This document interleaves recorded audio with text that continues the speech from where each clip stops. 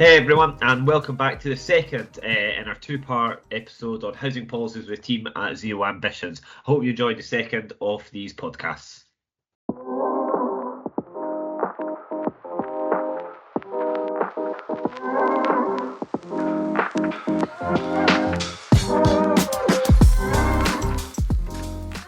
Coming down from this sort of macro view, I'm curious about, so we've touched on all sorts of the issues that we talk about all the time: fuel poverty, energy crisis, quality of building. I'm curious about how your members are investing their money now. So not so much, I mean, in the new build, that's an interesting one, but in terms of trying to meet the crisis, like local authorities, housing associations, they've got to invest their money. And this is part of a continuum of conversation we've been having with regard to improving the quality of life for people through the buildings they occupy, because all of these things are connected in all sorts of ways. And one of the things so quality is incredibly variable in terms of measures taken, application. Like Alex alluded to the solar panels on his friend's house or on the development. Like, he was walking home the other day and he found loads of northwest facing solar panels on the same development, which is, as you know, like preposterous. And that's down to problems in terms of procurement. So the developer knowing what they can get away with and the buyer being inadequate to the challenge. And this is a problem that's facing institutions, private renters, private rental institutions as well, increasingly now. How are you seeing people approaching investment decisions? I mean, are they coming to you asking questions? Are you offering support to folk? So a few things to say. Oh, sorry, Callum, do you want to go? I'll kick off from Scotland, Gavin, and then Sure. Time if there's any kind of difference. So I think it's mixed so far. Which is a super vague and unhelpful answer, but I'll unpack it a little bit. So I think there's still continuity in the social sector. I think there's still building, there's still plans in place. I think where they can, landlords recognise their social. You'll go back to that point around kind of social purpose. Actually, they recognise their social purpose and their responsibility to their communities and looking to build.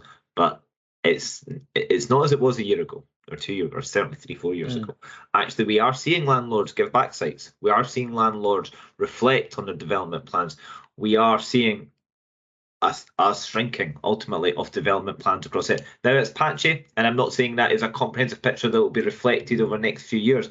But what we do know is once you start to pull back on development, actually we're shrinking the size of the sector, and it's always harder to scale up again. And that's ultimately because landlords have got choices. If there's three buckets, you've either got development, you've either got retrofit in the broadest possible sense, not just energy efficiency, or you've got affordability. So you've got three massive challenges you're facing. What do you choose? You might get away with two of them. You're probably going to struggle to manage all. You're going to struggle to keep your development programme, retrofit your existing stock, and keep rents frozen or as low as possible. It's an impossible challenge. So what do? You focus on your existing customers. That's so you focus on the improving the existing stock and keeping rents affordable. Landlords of a scale will try and continue to work, and I think they will. And I think they'll keep that going for a few years. But where we're going to get to is actually what is the role of the state? How does the state then ensure that whose responsibility is it to build these homes? Is it existing tenants or is it the state? And that's, in previously we've had a balance in Scotland. Probably had half the investment in the social building programme come from tenants, half from the government. That balance isn't going to be there anymore. We're going to have to see, given the cost of land, the cost of building materials, labour, everything. It just costs more, and I think that's. And we're still at this messy point, so we don't know where it's going to go. But unless we see a kind of radical shift in state support, UK, Scottish and Scottish level, I think the reality is we're going to see a slowdown in development plans, and we know the kind of consequences that will have. And that's what I'll just say very quickly as well on the private rent sector as well. The reality is we have seen probably over the last few years people leave the private renting sector in Scotland. I think the more we talk about improvements to housing stock, and we want to talk about improvements to stock, that's how can CIH not talk about improvements to housing stock? It'd be ridiculous. Of course we want to see homes at the highest possible standard, but The reality is that will drive out some landlords. Some of those homes will just remain in the sector because there's housing. It's not a banana, it doesn't die. Yeah. You can't eat it. It's going to be there.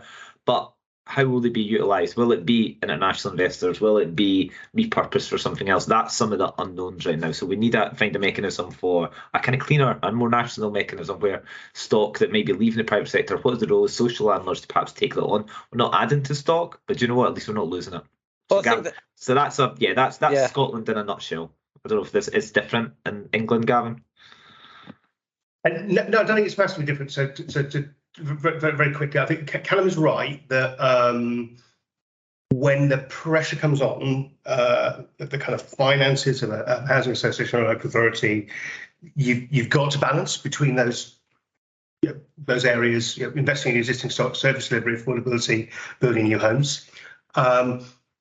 There's always a risk that building new homes becomes the kind of balancing item, as it were, because you can turn it off more easily and some of that other stuff. And also it's very, very cash hungry. The thing that is really puts pressure on businesses is the risk and the cash required to develop. And that's true of housing associations and local authorities as well. So I think you will see a kind of falling off, unfortunately. In terms of investing in existing homes, Callum's right.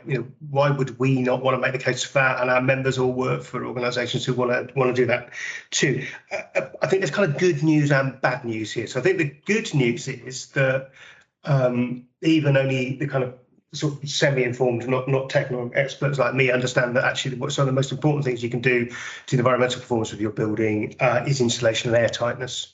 And we know how to do that. And almost all landlords are adopting a kind of fabric first approach because they know that's where the big wins are. And I think the good news there is that we know how to do it. We already know what works, what doesn't, and we're becoming increasingly aware of some of the kind of unintended consequences as well in terms of ventilation, all that kind of stuff. So that's good. And people are cracking on with that. And they're cracking on with that because what they want to achieve is to say, well, if these homes are up for refurbing anyway, we don't want to come back again in 6 months' time and then doing kind of eco refurb as well. We want to be in and out in one hit and do the best job we can.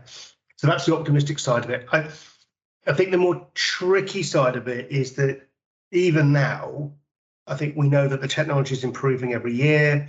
Some of it is still less well understood. Some of it is difficult to use.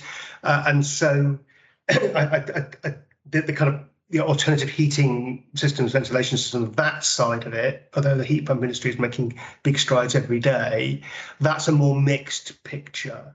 And that partly goes back to issues about intelligent procurement, supply chain management, technical expertise in the organisations.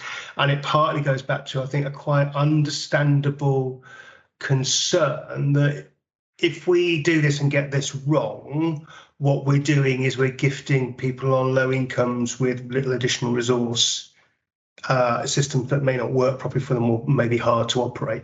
So that part of it, I think, is a little more mixed, but organisations are cracking on. I was looking at something one of my policy colleagues sent me the other day about one of the largest care and support housing associations that operates broadly across England, but also I think into Scotland as well. They've got a plan to get all of their 20,000 homes to EPCC 13 years ahead of the deadline. So there are people who are really cracking on and getting it done.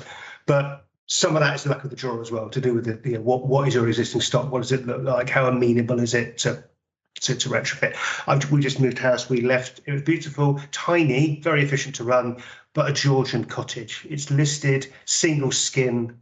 You can't do anything to it. It's so small that it's relatively easy to heat. It's got an environmental efficiency quality sort of a paper bag, and that's not going to change. Like Jeff or Duncan? Duncan was here to stand up for a while, I think, yeah. Yeah, thanks. No, I think both Callum and Gavin, that was really interesting. And I agree, Callum. I think that in terms of the choices that landlords have, so my background, Gavin, is in social housing, so I always come at the angle from the landlord's perspective, and I totally agree. I think that there is I think that actually social landlords can be the catalyst for how the rest of us actually heat and retrofit our home. There's a lot of great work being done out there, and I think you're right, Callum. I think landlords are now focusing, and I speak to them on a daily basis, I think there is more of a focus on, right, we have to really now look at our existing stock. So I think those three buckets, I think the new build is becoming less and less appealing. One of the things that I think isn't, and I wonder if you agree with me here, because the crisis that we face and the retrofit that we will do over the coming years will be really good, but it will take a lot of time. It's what, 600,000 social landlords, social homes in Scotland, 4 million in the UK. And I think you're right, we will get that right and get it right well over time. However, this coming winter, I think one thing that isn't being discussed is we're going to have lots of people on very low incomes, fixed incomes, who will have to spend a lot on heating their homes. They probably won't be able to. I think there's going to be a big impact on the maintenance budgets of landlords next spring, when we come out of a winter where people have literally not heated their homes. And I think in terms of government funding, of course, we have to make things as affordable as possible for consumers, whether they be private or social. But I think we could face a maintenance budget as a result of people not being able to heat their homes, which is genuinely catastrophic for the industry, that could be into the tens of millions of pounds. So that's a statement, more of a question. Apologies, Jeff. Sorry. Well, just before we get into that, and we can get into that, Jeff. Sorry. Is it even going to be feasible? One of the things we're advocating for on the consultancy side of stuff that we're doing with the housing associations we're working with is thinking in terms of merging your capex and opex. Because under this crisis, under these terms that Duncan just laid out there, it's the same problem. Void tenancies cost money in two ways: getting the property right, losing revenue. That suddenly affects the economic sustainability of the entity, whether you're a private landlord or a social landlord, same problem. Fixing up the property so you can guarantee the tenant doesn't have the same sort of energy costs imposed on them by the market and can pay your rent, alleviates those two challenges to your economic model and the sustainability of it. It's all the same thing all of a sudden. You can't separate it in the same way. Sorry, Jeff. I just thinking on what Duncan was saying. It's just something that occurred to me. I've been thinking a lot about, as I'm sure we all have, about this coming winter and how it's going to affect, in particular, the most vulnerable people in society. We're planning to write about it in a lot of detail in our next issue, like probably every other journalist in the country, but from a specific Anaraki perspective, obviously, that we have.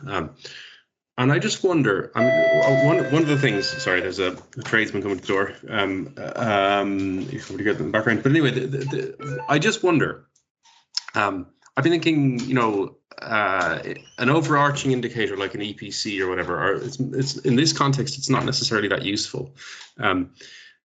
There's different kinds of energy use in buildings. And while you can't get away from the fact that energy needs to be affordable enough for people to have the amenity for the various uses that they'll need in the building, some of the uses are probably more important than others.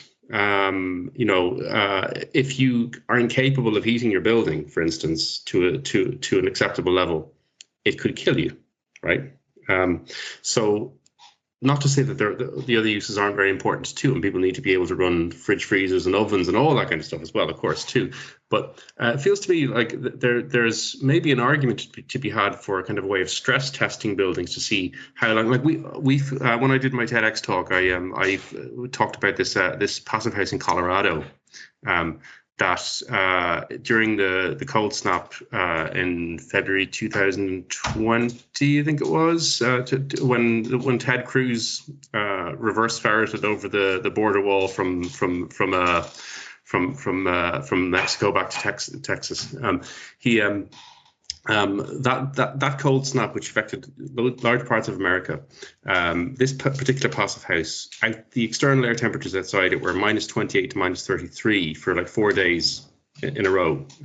And the heating system, the little heating system they had, stopped working because it relied on water pipes from outside the building, bringing in heated water. But the temperature inside the building didn't drop below 14.5 degrees. Now, so that's an extraordinary kind of level of performance. But I just wonder, and we're not going to see maybe hopefully quite those extremes. But it feels to me that that's something that we should be looking to do, to stress test buildings against will it kill you? You know, if people are going to be self-disconnecting energy, for instance, in these kinds of conditions, how ready is the asset? What happens to the asset in that kind of condition? And then the other thing I just had, which is an observation, just related to Gavin, to something you said earlier about the need to pull different kind of policy levers and so on. I think everybody kind of recognizes now more than we've ever had before that there is a need to act. But the thing that really frustrates me, I think, we know that we need to decarbonize buildings and to enable affordable energy supply, but there's so much confusion. We're missing a kind of coherency, and I feel we need a kind of clearly, consistently communicated vision for what needs to happen at a whole society scale. And I just wonder, I feel like one of the things that needs to be tackled, and I don't know where this comes from, is a central, consistent, simple, uniform kind of messaging, so that everybody knows, when you've got all these competing interests, this cacophony of different voices, we need to kind of herd all those cats and find ways to kind of to tell everybody what needs to happen. Is that how the hell do we make that happen? It's a good challenge. I had a couple of thoughts as you were speaking. So I think you're right about the scale of the challenge this winter. I'm certain the work has not been done to understand for every home in the social sector, how is it going to perform under that kind of level of pressure? But we already know that most of them won't perform in the way that the building you described before. So there's a real challenge there now, and we know that landlords are doing things like looking at their hardship budgets.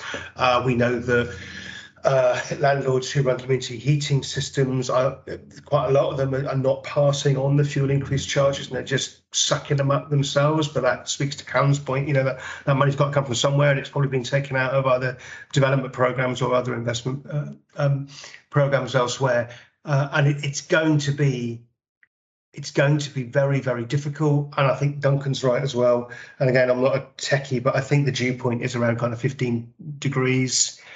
People turning off the heating, damp and mold, that's going to get worse. Property deterioration is going to accelerate because if people can't afford to put the heating on, they're not going to put the heating on. And we're going to see a whole load of building issues, health issues, risk to life issues in some cases. And it looks pretty gloomy, and it's hard to see a way out of that in the short term. It's a very, very difficult situation.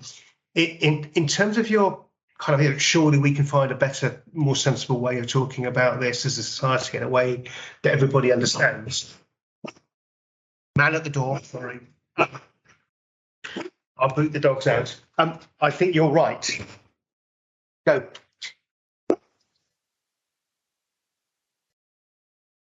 I know I won't be able to stop him. So I think there's a bit of an 80-20 rule here, isn't there? About, are we at risk of letting the best be the enemy of the good? And I have wondered for quite a long time whether or not that means that our understanding of retrofit is slightly kind of under-researched. By which I mean, what if we could try to get to a very gross model of what our housing stock looks like and divide it up into kind of broad typologies, possibly aging construction based, and then be able to say, look, basically we know, right, your house is a Victorian semi, it's probably built a bit like this, it probably forms broadly like this. The 5 or 6 most sensible things that you can do are these, and that improves kind of producer knowledge and consumer knowledge, and we have a much more sensible conversation. All right, it might only get you 80% of the way, and the next 20, the final bit to get you all the way to a really, really efficient home might be bespoke, but let's take the big wins first. At the moment, as far as I can understand it, if you're not a big landlord, if you're an individual consumer or a private rented landlord, maybe only a handful of properties, every discussion is a bespoke discussion, and that's slow and it's cumbersome, and the understanding and the knowledge is not there. And actually, I think we're probably most of the way there to be able to say, well, tell me a bit about your house, and I can probably guess the main things that you could do. The EPC is supposed to do that, but it quite often, and I don't want to sound disparaging because I don't mean to, but it change your light bulbs, put insulation in the loft, great, but big, good first steps, but they're not going to get us to where we need to be. So I don't know. I think it seems to me that there might be just a bit of an R&D exercise here to say, let's get to a national understanding of what we think the key treatments for different classes of property are, and that's what the strategy looks like. Duncan was nodding all the way through that. I don't know if that's because it's the worst thing he's ever heard, or no. This is really interesting because I've been talking with, I hope Terry doesn't mind, and Dan and Alex know our friend Terry. So Terry works for a government organisation who is talking about developing archetypal based solutions, generic solutions, which will get you there. I think that is so sensible. And sometimes you know the technical guys, and I probably include myself, and Jeff definitely is one of the technical guys. And sometimes we can overcomplicate things, but I think you need that, right? What's the 60 to 80% to get us where we need to be? I kind of think there is something really strong around archetypes now we can do that. Sorry. Can I just add that very quickly, though? That there has to be one other thing, is we have to stop talking about cuddling dogs or pets and doing star jumps, because that's the problem with the news at the moment, is that we're talking about stuff which is completely irrelevant to the issue. And it is a complicated issue, and we're trying to, or some organizations are trying to put across to the public these absolutely ridiculous bits of advice. And I think that's also, we have to also know what to promote, but also what to stop talking about. Can I just say something? That assumes that the dog wants to be cuddled, which isn't always true. It's very nice, but it's just not the right thing to put forward. Well, I think you're absolutely right. And one of the terms that the language that's been used, especially around energy efficiency, is really very interesting. Just at the October last year, when the first big price hike, there was a BBC report came out about vampire devices.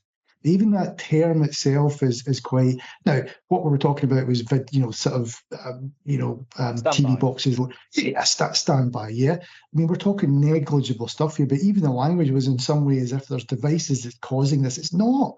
This is a market macro issue, and yeah, you turn stuff off. You might save a fiver. I don't know, but I think it moves the language onto something that is kind of not as relevant as the fundamental of how do you reduce the demand within your home, and what's the structural. That's an issue where you're talking about it's the reframing of a systemic problem to be one of personal responsibility, which is a key feature of the social discourse and political discourse since the late 70s. Exactly. But I think that leads, one of the things we've not spoken about particularly, and this is a natural segue, is the issue of procurement. Because we touched on it before, but under these circumstances, the only way we're going to begin to ameliorate some of these issues is by guiding procurement adequately. One of the key themes is the system isn't geared up to deliver it properly. The consumers don't know how to consume properly. The end users, they're flailing around being told by Edwina Curry to tinfoil the backs of the radiators. Jesus wept. Is this something that you guys? So part of the discourse, we've been moving back from so we cussed out contractors on the podcast a few months ago, and we've sort of resolved that issue because it's not always the contractor. The contractor delivers what they've been asked to deliver, so long as you're not in some value engineering paradigm, and they're doing what they're asked to do, and they're often doing very well. And so the procurement people within local authorities, they're the ones without necessarily the expertise to be able to address all of these things. And it's a systemic issue rather than a personal responsibility. Local authorities, they've been cut to the quick. Housing associations, they've not necessarily had the investment in expertise that they've needed because whilst we saw the iceberg in the distance, well, is it really that big? We've been kicking that can down the road. So I wonder, how are you guys helping your people to address this? Is that even possible? Well, I think it is possible. I guess I want to say two things. First of all, I really wanted to agree with you, Dan, and Alex, and Duncan. There's a strand of the UK public policy and policy debate which turns systemic problems into individual behavioural challenges. And Alex is absolutely right that we should reject that because it doesn't lead to it might help at the margin, but it's not going to cause the core problem, and it's a way of dodging responsibility. We should be calling it out. Is there stuff that we can do? Yes, we try, but some of our job here actually is signposting. because it's about being clear where our expertise as the Chartered Institute of Housing kind of begins and ends. And the analogy that I would draw is you take gas servicing, like critical role for social housing. To get gas servicing wrong, you kill people. Quite rightly, it's a regulatory failure, and you can get into trouble very, very quickly if you get it wrong. Please don't ask Callum and I how to service a boiler, because we would give you very bad advice. But we can signpost you to people who can, like Gas Safe, who will make sure that what you're doing is right and proper. So some of our job here is awareness raising and signposting. I think your question about kind of procurement and expertise and getting stuff right, actually, I think I'm hugely in support of what Duncan said in terms of like an archetype-based approach. I think that's part of the answer here, because actually that aids understanding as well, because it is a framework for thinking and analysis, which helps people to understand what's in front of them and helps them to understand what the most likely kind of solutions that you can deploy might look like. If everybody starts talking the same language, that kind of passes my anything as long as it's the same test. Industry will respond to that. They understand the frameworks that their customers work to. If the housing sector starts to consistently talk in a kind of language of archetypes and solutions relative to those archetypes, I don't have always a lot of faith in market mechanisms, but in that kind of environment, the market mechanism will do its job, and the providers will start to respond to what their customers are saying and say, okay, we can help you. So, this is our approach dealing with a type 1 property. Here's our approach dealing with a type 2 property. Come and talk to us. We're 5% cheaper than the other guys. I think that will work. So I'm hugely supportive of Duncan suggesting an archetype-based approach. We run. I think there's a real risk of us trying to let the best be the enemy of the good. We need to take big chunks out of this, and then if we have to come back and finish the job later, so be it. But the scale of the problem is such that we've got to start now with big stuff that we know works. Yeah, I mean, I obviously I'm not going to disagree with anything my boss has said there, and that makes that that's exactly what I was about to say. But I guess some of the challenges, what we, as housing professionals, people working in the sector, we see this. We see the challenges, we see the kind of failed procurement. So the general public doesn't see it as much, and that's perhaps some of the challenge we have in addressing that. So whether it's the skills, the capacity, the knowledge, the networks, the signposting that isn't there. I think a really relevant example in Edinburgh, where the Edinburgh trams. So we had the Edinburgh trams, pretty controversial. Scottish Government decided, okay, here's your capital funding, but we're walking away. So it goes up to the council. So you had really well-meaning people, really passionate people who were delivering a kind of tram network in Edinburgh for the first time in 50, 60 years, however long it be, who were health and care specialists or education specialists. Not anybody who have a really well-meaning, but weren't contract specialists, didn't know that sector. And what did we see? We saw failure in delivery. We saw a huge multiplication of costs and a reining in of ultimate tram network. Now we're addressing it now, but it speaks to, I think, it highlights, I think, in a way that everybody can understand that you need specialism. You need specialism across any field. You need to understand how complicated this can be, and it isn't just a job for anyone. You can, and the point you made, Dan, about if we seek to, and again, we're a professional body, we're going to say that, but the consequences of underinvesting in staff and skills and training are pretty obvious, actually, because you think you're saving money, you think you can cut back here and there, but ultimately what we're doing is storing up more expensive problems because we don't have the expertise to meet the challenge. We had this, and I say this all the time with the Scottish Government. The Scottish Government published a 20-year housing strategy last year, and it's brilliant on so much. Actually, it talks so much about the built environment and housing and the homes we want to build. It talks about breaking the link between wealth and housing. You're like, oh, what a vision. Absolutely wonderful. But it doesn't talk about housing professionals. It does nothing about the people who manage and look after kind of housing stock in Scotland and how integral they are. And we miss that debate and discussion. So whether it's around procurement or any other fact, unless we're going to talk about actually the role that professionals have and professional competence and skills have on delivering net zero, affordability, new development, and anything, we're going to fall short. So it's a broader point in procurement, but I think it speaks true to the challenges. Callum's absolutely right, and just to kind of sort of butt in off the back of that, because it would be surprising, wouldn't it, if a professional body didn't have a lot to say about professionalism. But when in another bit of the forest, we do a huge amount of work on professional standards, and one of the things we say about standards is actually knowledge and skills is only a small part of it. Actually, most of it is behavioural and attitudinal, which is a whole other story, not for today. But when you get to talking about knowledge and skills, one of the most important things actually is knowing where your knowledge and skills end. It's knowing what you know, and it's also knowing what you don't know, because you do need expertise to do some things right. And in a kind of flippant phrase, which Callum will never use, but I would try to get away with, it seems to me that quite a lot of things that go wrong kind of big time, where you see landlords end up in a lot of trouble and people end up in regulatory failure, is that somebody thinks, I mean, how hard can it be? Let's just give it a bash. Yeah. That if you're thinking like that, what you're actually saying is, I don't know what I'm doing here. And that is the point at which you should stop, and you should either skill yourself up or you should get advice from somebody else, because it almost never ends well. And that getting that right in this procurement space is incredibly important, because giving it a bash is never the answer. So that is so on point for the week I had last week, when somebody actually said that to me. They transitioned from another industry, and essentially what they were saying was, well, they lived in a home, so because I live in a home, I know what to do. Oh, geez, really, and I think that's great. It's quite disparaging as well that an entire profession has been managing houses, the management, the tenant management, and the maintenance of houses. So yeah, just because we live in homes doesn't mean we're all experts.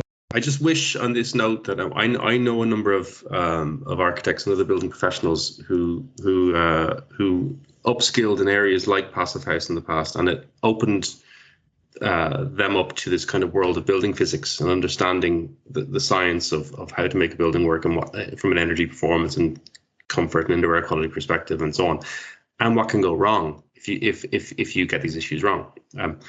And a number of them have migrated into expert witness work on failing buildings. And of course, the problem with that usually is that most of the really juicy stories they have, you never get to report on, because it's always settled out of court. It's in no one's interest for the stuff to end up, going to court.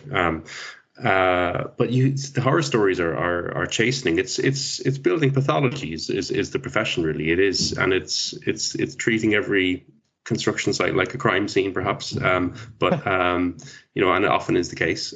But it chimes exactly, Gavin, with what you're talking about. This evidence-based approach. It's just getting people to understand that your truth and my truth are not necessarily equal in this particular area. There are things such as physics, and they will occur whether you like them, whether you want them to or not. Yeah, I'm minded and feel suitably chastened about that. How hard can it be? Because when Jeff and I set out and started Construct Ireland for a Sustainable Future, a bunch of total muppets who knew nothing about the industry 20 odd years ago.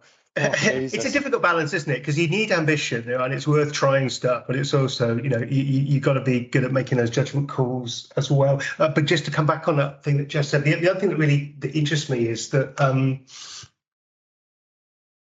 we would benefit from a kind of mindset and behavioural change in housing as well, because actually stuff does go wrong, right? It happens all the time. Stuff goes wrong, even with the best of intentions.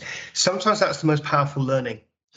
And there are sectors, actually the aviation industry is pretty good at this, where when something goes badly wrong, they have a disaster, there is a culture of kind of work. So the most important thing here is that we all understand exactly what went wrong to a very sort of scientific standard in the way that Jeff described, and then we make sure everybody understands that and the information is out there, and then we will deal with fault and consequence after that.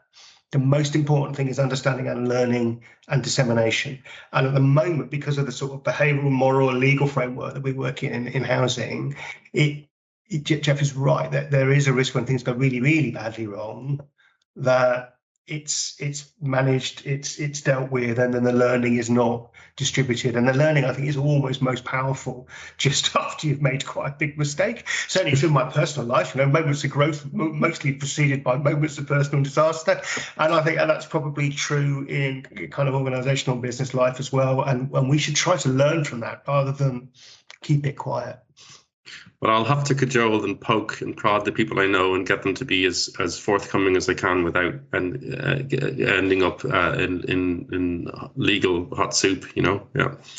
I will add one thing though, is that I am of the opinion that there is already a lot of information out there, and I think it's worth recognizing as well, because we do have a lot to learn, but a lot of people are doing a lot of good work, and they are putting a lot of time into putting this information and making it available to everyone. And it's also a question of taking a step of actually finding that information, starting using it, rather than trying to reinvent the wheel, because I think we're a bit in that culture of trying to reinvent something because we're like tech entrepreneurs and we're going to do a new system that's going to do a new thing. Well, actually, if you look, a lot of things are there. I mean, again, from a housing perspective, it's still an industry that is literally thousands of years old, and there are lots of things that we can learn from that as well. And we can keep thinking about new technology as being the only valid thing, but also just come back to the modern times. A lot of people are doing some very good stuff, and we should be sharing that information and using it all together.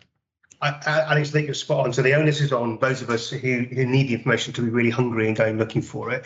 And for those of us who've got it, to be kind of tireless and trying to promote it. There's a really good sort of adage from Ansel Campbell, Tony Blair's kind of comms director. And he used to say, the point in which you're absolutely sick to the back teeth of saying something, the people in the front row might just have begun to think that you might be trying to tell them something. So you have information to disseminate.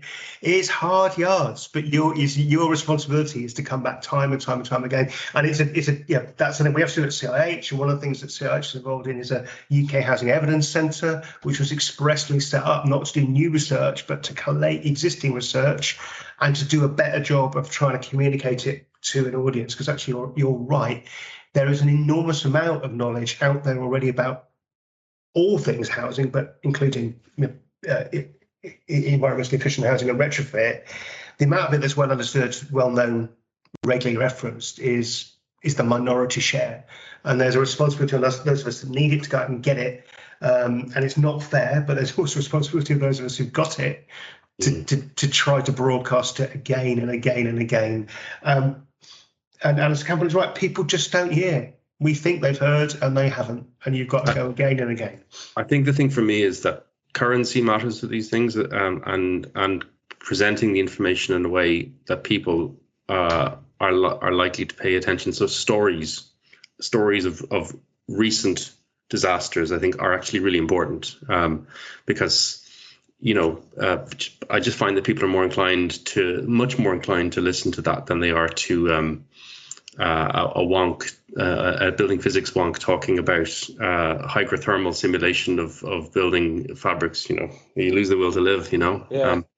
Well, I think there's something in that, and perhaps I might cut this bit out, but I think there's a conversation for us to have about setting up some sort of a campaign along these lines in terms of developing stories.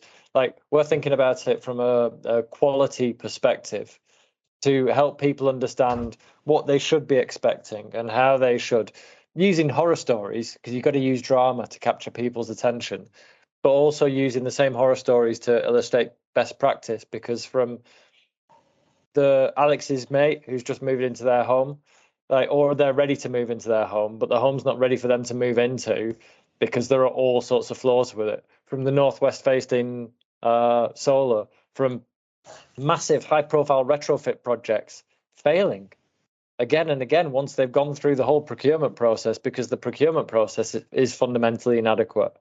From the frameworks just gearing up, like what you said about buildings being delivered to the old standard in the present day, which, I mean, even the current standards are inadequate to the challenge ahead of us. I think there's something that needs to be done we need to get the columnists talking about it, really. And the only way you do that is giving them stories to react to. And that's how you affect change in the UK.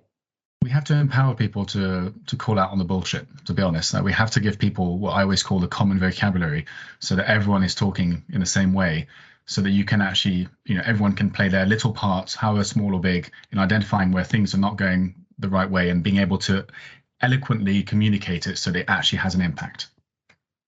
Yeah. All right. So we're running long. We should probably wrap up. Guys, do you have anything that you'd like to get in before we wind up?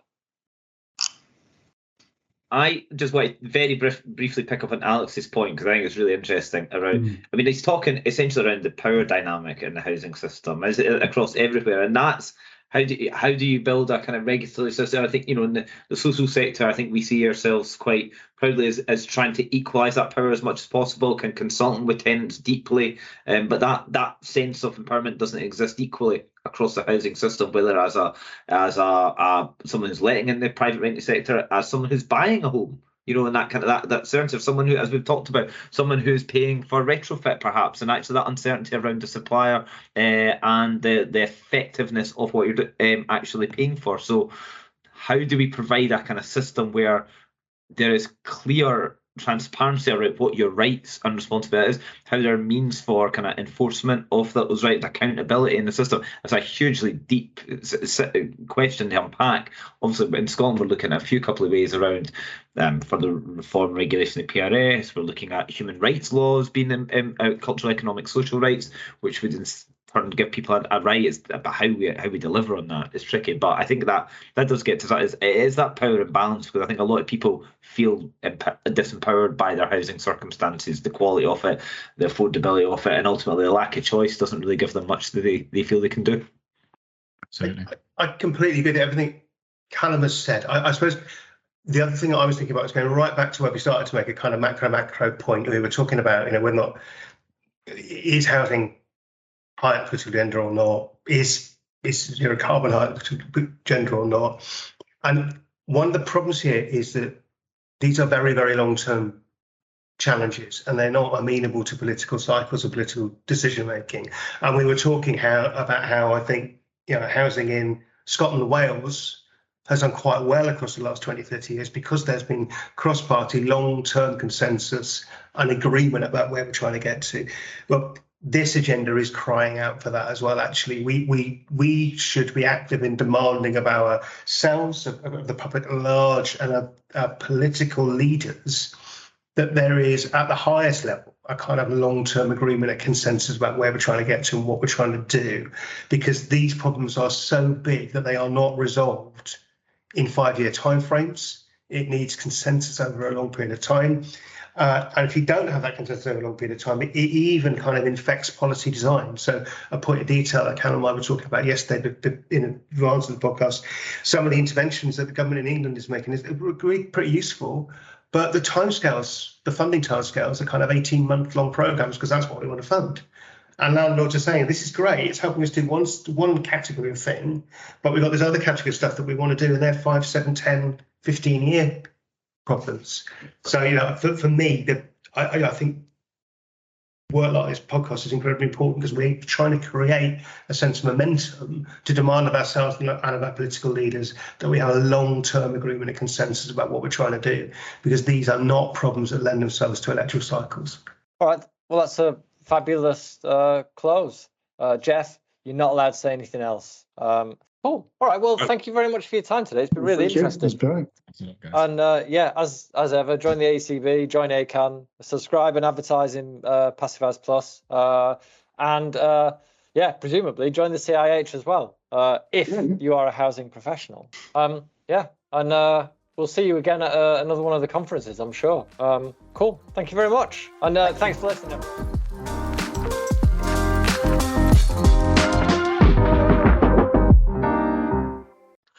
So that's the end of our two-parter with the team at Zero Ambition.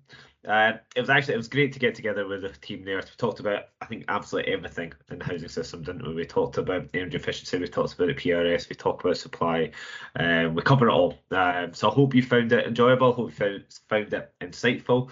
And a final plug, if for some reason you're listening to this and you're not a CIH member, I hope you think about joining. We need your insight to help inform content and podcasts like this, and I hope that what you've heard today encourages you to join your professional body.